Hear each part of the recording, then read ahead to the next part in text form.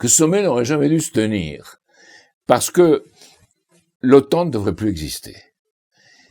Lorsque le pacte de Varsovie a été dissous, on pensait que l'OTAN aussi, perdant sa raison d'être, n'allait plus exister. Mais elle a continué à exister. Et auparavant, on avait promis que cette OTAN, au moment des négociations sur la réunification allemande, ne s'étendrait pas au-delà des frontières allemandes. Aujourd'hui, on voit l'OTAN installée dans les pays baltes, installée en Roumanie, en Pologne, alors d'abord à titre transitoire, puis avec des éléments plus définitifs. Bref, du côté russe, on voit cela comme une provocation, et je le comprends.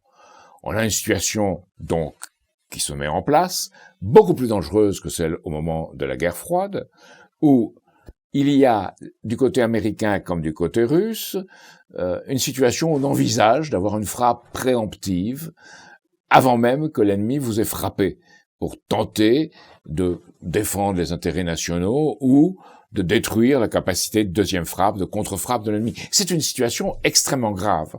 Et on ne devrait plus penser en termes d'opposition, mais en termes d'entente, de détente et de coopération. Et l'OTAN n'a plus de raison d'être, l'euro non plus d'ailleurs.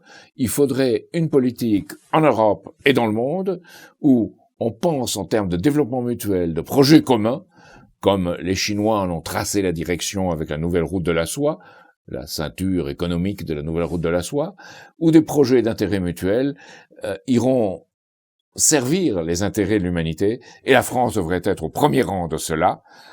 Hollande a dit, le président de la République a dit qu'il ne fallait pas que la Russie soit considérée comme un ennemi, ce n'est pas assez. Il faut que dans le monde entier, on ait des projets en commun. Le développement de l'Afrique doit en être un, que la France devrait prendre à cœur, et puis une grande politique spatiale d'intérêt commun de l'humanité à long terme, mais qui permettrait aux différents pays d'en discuter à l'ONU, qui devrait être le centre de dialogue, d'entente pour ces différents pays.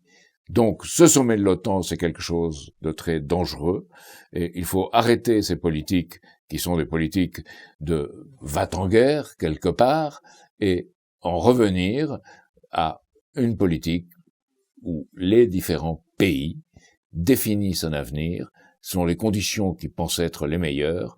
C'est le droit des peuples à disposer d'eux-mêmes, et qu'enfin, on aille dans cette direction.